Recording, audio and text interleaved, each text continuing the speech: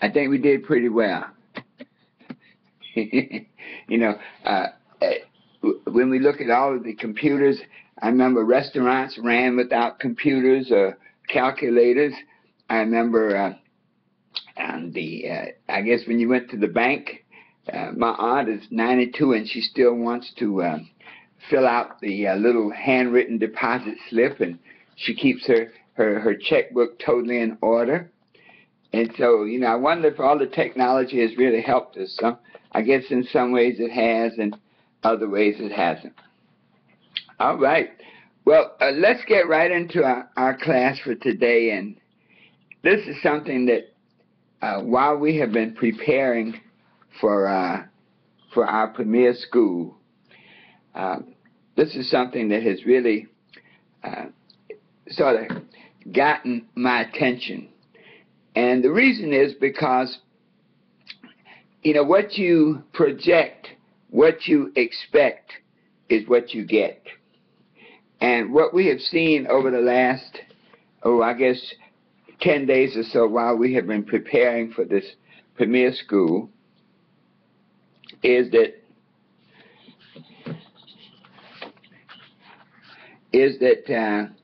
planning is important, critically important.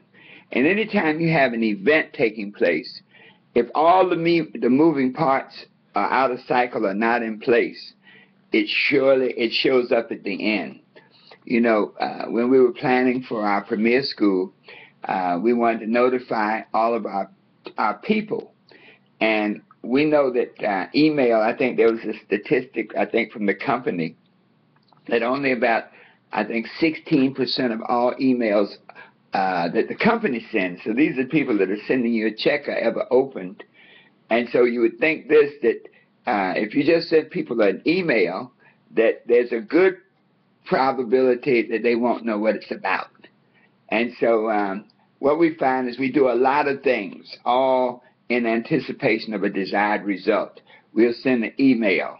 We'll send postcards. Very often when people come to our events and they do the sign-in sheets, and we ask for their address on the sign-in sheets, and they're, well, why do you want that?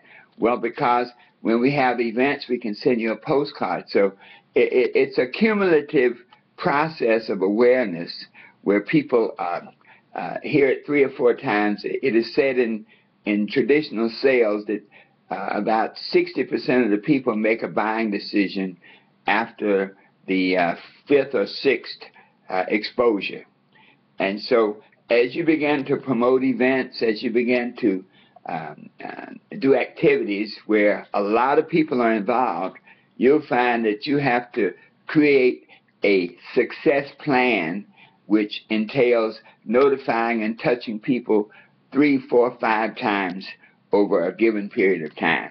And so in preparing for the upcoming premier school, and we really need it on the East Coast, I think it will give all of us a shot in the arm, and that's why I'd love for everybody to support it, and those who are in the area, anybody around. It's a great way to, as we might say, raise the dead. We've never had a premier school in North or South Carolina in 4 years, so it's the first one.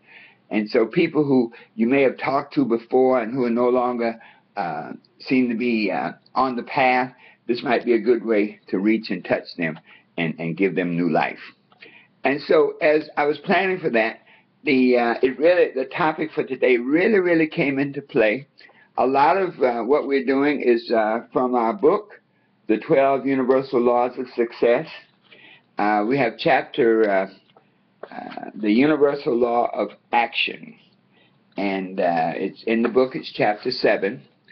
And the Universal Law of Action basically says that whatever you, it says, be you doers of the word and not hearers only, deceiving your own selves. Be you doers of the word and not hearers only, deceiving your own selves. And whatsoever your hand findeth to do, do it with all your might.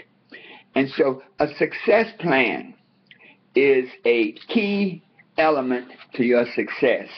And the quicker that we can make a success plan an integrated part of our operation, the more successful we will be. And so let's talk about how do you make a success plan. And step number one is to purchase a daily planner. I call it live by the book. In other words, some people buy a planner and they'll use it for a week or so, and then they stop using it. Well, I'll tell you this, success leaves clues. And everyone that I have seen who has achieved high levels of success operate from a calendar, a daily calendar. In other words, they have the habit of using that planner day in and day out. So live by the book. Your planner should be the official daily record of your journey on the path, on your success journey. And so get in the habit of using the planner. Enter every date. Make notes as you talk to people. You know, many times in our business we'll do three-way calls and whatnot. And each day as I talk to different people, I'll make notes about the person so that you can acknowledge them, so that you can recognize them, so that you can talk to them. You know, it becomes a part of the relationship building. So having that planner, use that planner every day. Write in your planner. Every day lay out your schedule of things to be done in your planner. And this whole idea of making a success plan culminates in what you put on in your planner and how you act on it. Step two is to write your vision, goals, and target dates in your planner. And now, I'll tell you something. This is a major piece of your success journey.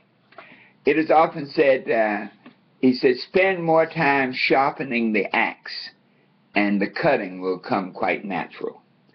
And so when you write your goals, start writing them down and look at the different areas. One thing you'll find that as you go on your success journey, there's a tendency to focus on like performance areas, like your actual goals and your monetary goals, etc. But to really be successful in a balanced way, you want to look at your goals in different goal areas, such as your personal goals, like your weight or habits you want to encourage or discourage, exercise. You know, your family goals. How do you integrate your work in with your family? How do you integrate your business in with your family? You know, today there are so many family unfriendly jobs where people work 12 to 16 hours a day and 4 and 5 days at a time. And so you may have to make some serious adjustments in your family goals. Look at your business goals or your work goals, those who have a job. You know, look at the goals on your job. You know, are you seeking a raise? Are you seeking a promotion? Or maybe you're just seeking an exit strategy. You know, many of us who go in business for ourselves, one of the things we say is, man, I'm going to quit this job in 18 months. So that may be a goal. One day you're going to call in, instead of saying call in sick, one day you're going to call in to your office, call in well. And that means, hi boss, well, I'm not coming in anymore. Your business goals. What do you want to achieve over a certain period of time? And excuse me.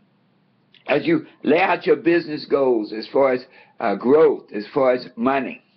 And then very often we look at the specific income goals. You know, income goals are excellent because they're specific, they're measurable, and you can tell whether you got there. You know, sometimes if your goal is to be happy, you know, one may not know when they're happy, but most people know when they're unhappy. So money goals give you a nice way to quantify your activities. One of our new distributors, Tim, we were sharing on a call last night, and he was saying, well, you know, his first month in the business, he made $1,000. Well, then that's a nice income goal, and you don't want to say, well, man, I'd sure like to do that. Well, then you need to do what Tim did, and that's make the calls and make the list and do those things. And so as you lay out your goal areas, write them down. As it says, write the vision, make it plain, okay, that he may run that readeth it. In other words, if you don't have a written vision, these written goals, then you really can't make an action plan. You can't make a success plan. Spiritual goals. You know, in business, especially in network marketing, you'll find that personal growth, spiritual growth, is a key to your success. As you notice, the people who get closer to the top in our industry, they start talking more about spiritual things, about being in harmonic relationships and growth of that internal piece of you that makes you magnetic to attract the success you're seeking. And then you may want to do community goals. You know, all of us live in a community, and once you start your success journey, you have community goals. Sometimes, I think Mark Shinsato said, short-term pain for long-term gain. But once you've laid out all your goals in these different goal categories, then you can adjust based on what you need to do right now. The third step is to list the actions necessary to accomplish your goals and when they must be performed. Now, when I say when they must be performed, that's the key. That's the operative word. You know, the difference between a goal and a wish is a date. In other words, a goal without a date is simply a wish. And so as you make the list in each goal area of what must be done and when it must be done by. So let's say, for example, let's just take personal goal. I'm on a weight loss program. One of my goals, I want to weigh 175 pounds. That's what I weighed when I came to Wilmington and I retired from my law practice. And I'd like to be there by Christmas, by the end of this year. So it gives me about 5 months. So I have a date. And then I start listing those actions that must be done. I must exercise 3 or 4 days a week, and I must be aware of what I'm eating. Stop eating this, eat more of that. And so as you begin to list those actions, that's when this whole process starts to create an activity relationship in your mind between the mental image, the mental projection of that which you're seeking, and the manifestation of that projection. And so the more you get into it, the more detail you lay it out, the more likely you will accomplish it. Do that in each area. Example, in your business area, lay out the same type of specific activities. Number 4, write a brief narrative of how you will accomplish your goal. This is your personal business plan. You know, anytime you go to a bank to borrow money, they ask you, question number 1, what is your business plan? Okay? And if you don't have a business plan, you will not get any money. That's how that works. And so in life, in order to be successful, in order to accomplish that which you're seeking, you must have a personal business plan, and that's really what we're talking about now, your success plan. And so let's look at how you really write that out. For example, part 1 of your success plan is I must accomplish the following goals by a certain date. And that's where you take those goal areas that you're working and you start to lay it out step by step. I like to write things by hand. There's something about the kinesthetic motion of the hand that really burns that goal into your consciousness and increases the probabilities for success. So, for example, I shall accomplish certain goals by a certain date. As I write out my goal plan for weight, I would say, well, I would like to weigh 175 pounds by December 31st of this year, okay? And I would like to, in my business, I would like to be a Pro 9 by the 31st of this year. In my income, I would like to achieve, let's just say, $35,000 a month income by the end of this year. In other words, when you write these specific goals down, they then begin to formulate that harmonic vibration with the universe that will make them come true. Once you've done that, then you start laying out the plan. These are the goals. In order to accomplish each goal, I must do the following. And this is when you lay out your action plan. So, for example, the weight, okay? In order to accomplish a 175 by 1231, I must exercise 3 days a week, okay? I must cut down on my sugar. I must stop drinking so much coffee. When I lay out my family goals, I must have dinner with my family every Sunday afternoon. I must have breakfast with my family on such and such a time. I'll spend time with the kids here and there. I want to take my kids to Disney World, January of 2014. So as you start to lay these things out and put dates by them, you begin to, it's almost like you're laying out a blueprint. You know, every house, every building has a blueprint.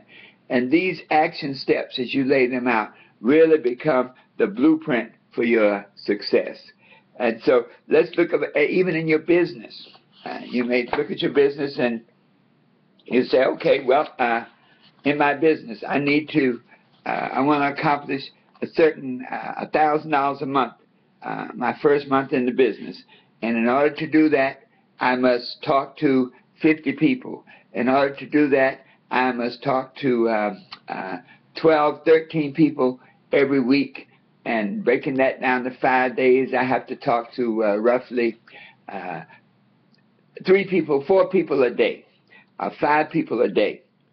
And so as you lay out these steps now, it becomes clear that that which you're seeking is the result of what you do on a daily basis. In addition now, once you sort of laid out these actions that have to be accomplished, if we just focus on business, for example, then we may lay out the number of calls, the number of presentations, the number of meetings, and the specific activities that will bring those results about. Next step is to look at the most important things that you need to do to create the success you're seeking. In other words, like in the business side, I want to do 15 presentations a month. I want to do 4 presentations a week. The most important thing you can do is make 5 calls today. Okay? And so once you lay out the priority of your actions, and once you've written them down, then you look at each day, and any day that you did not do the high priority items is a day that you undermine your success.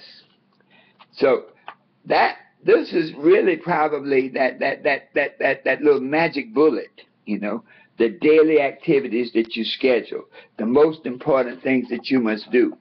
And what happens is all of us experience, we get to the end of the day and we'll find that we didn't do all the things we put on our list. Well, the power of doing the most important things first is that we get the biggest bang for the buck. So in our business, if the most important thing to build your business is to make those 5 calls a day, then you want to do them as early as possible, and you want to make sure that you do them, whether you organize your files or not, whether you prepare a flyer or not, whether you send out postcards or not. The most important thing to do, if there's only one thing you're going to do today, then that's it, to make those 5 calls. So now, once you begin to lay that out and that order of importance, then you're able to set up a time schedule. And when you start laying these things out, I must do this by this date, I must do this by that date, and then laying out those activities within the day, each written set of activities becomes your blueprint for success that day. So, what tools do I need to accomplish my success? You know, we're in a business of technology, and so when you start laying out your success plan, you say, well, okay, you know what? I need a projector. I need a projector because we show videos in our business, and if I'm ever going to become independently operational, then I need to be able to project. Or I need to change my phone to get 3-way calling. I need to buy a whiteboard. In other words, when you look at all the tools you need, you have to make a list of those tools and when you're going to get them, because as you acquire tools to build your business, that becomes a confirmation of your commitment to the business. So now, once you've done all that, then you want to start to memorize, as we say, revise, study, digest, and memorize your plan of action.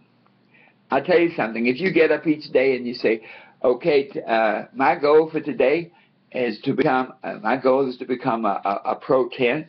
In order to become that Pro 10, I have to make 5 calls today, and I have to follow up on X number of people, and I have to schedule events today which will take place over the week. I need to make 5 appointments. As you begin to state your daily, you might say, the narrative for your success over and over and over, it begins to set up a vibration where the law of magnetism, the law of attraction, begins to pull into your space that which you need to complement your goals. Number 6, for your success plan is to start right away, always doing the most important things first. I'll say that again. Start right away, meaning now, always doing the most important things first.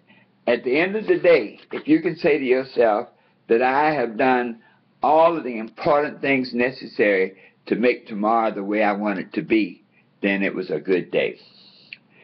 The 7th key to building a success plan: develop a daily timetable showing all actions to be performed and the times that they must be performed. A daily timetable showing all the actions to be performed that day. Folks, when you lay out that daily timetable each day, and I recommend this, that daily timetable becomes, I like to call it, a run book. This is your instructions for what you do from moment to moment. Once you have that daily timetable, you can now take action. You really want to get to the point where your actions are automatic and unconscious. Just as you know how to tie your shoes, you know automatically to make your 5 most important calls in the morning. You know automatically put on your track shoes and do your exercise at 6:30 in the morning. And once you start laying out all these things, then you can take command of your time. If you know you need to be in your office, say, you start your business at 9 a.m., then you can't come out to do your exercise at 9 a.m. Then you have to back up your time so that you can do your exercise at maybe 6:30, so that you can have your breakfast at 7:30, get dressed, and be in your office by 9 o'clock. When you have the picture of what you need to do each day, then you are able to put skin on those bones, that skeleton of activities, so that you get desired results. The 8th step is to plan all actions that must be performed each day. And let me put a caveat there. Plan all actions the night before. When Carolyn and I work together closely, we talk about Sunday night being the night to plan the entire week. Okay, that each night, my daughter and I were sharing how to get the most out of each day. And we say each night, I basically shut down now at 10:30. Okay. Well, each night at 10 p.m., I must make my plan for the next day. I must do a final evaluation of what I accomplished today and lay out my action plan for tomorrow. There's something powerful about writing out your plan, your list of activities. In other words, to fill in the pages on your daily planner with what must be done, the order of the things that must be done, with the most important things first. The weird thing, or the interesting thing, is when you write that thing down in your planner before you go to sleep, you put the power of the subconscious mind to work, and so that it sort of orders the universe so that the results you're seeking is seeking you. And then finally, you have to monitor your results on a daily basis. Okay, you have to monitor your results on an hourly basis. You have to monitor your results constantly during the day to keep charge of your success. So spend your time sharpening the axe. This whole idea of planning is sharpening the axe. Do each goal area completely and in detail. Okay? Don't suffer paralysis by analysis. Sometimes people get so involved in the process of goal setting, the process of action planning, the process of success planning, that they never take action. Approach each day with definite expectations. If you have not written out your plan of action for tomorrow, then you cannot put the law of expectation into play today to bring about the results that you're seeking tomorrow.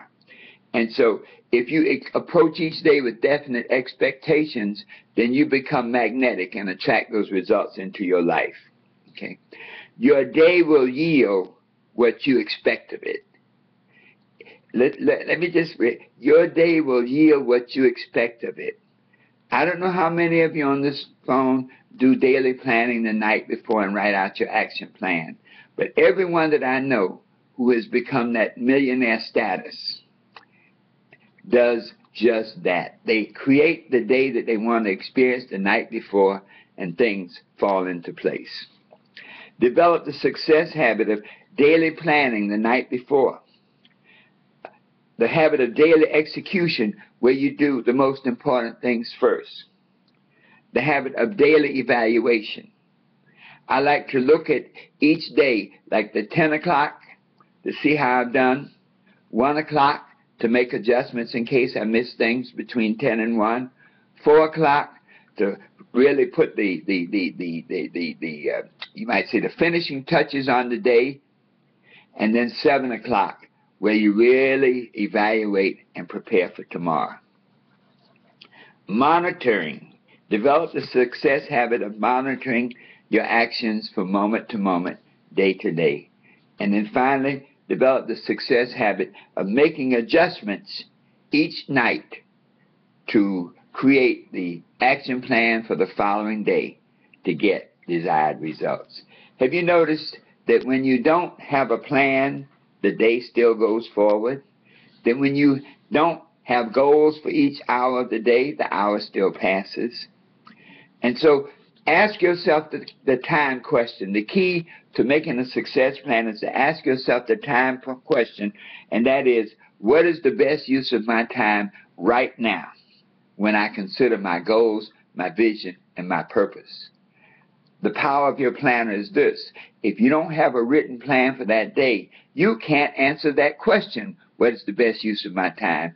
And we thus diagnose the cause for most people's failure. No plan, no evaluation, no proper use of time. When you can develop such success habits, okay, then it becomes automatic. When you develop the success habit of operating by the book, with all the elements of your life in balance, then you become the architect of your future, the builder of dreams, and the champion of desired results. Results always come.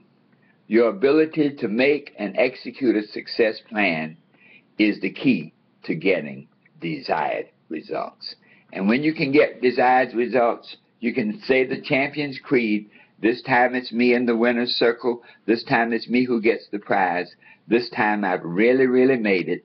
This time my dream is realized.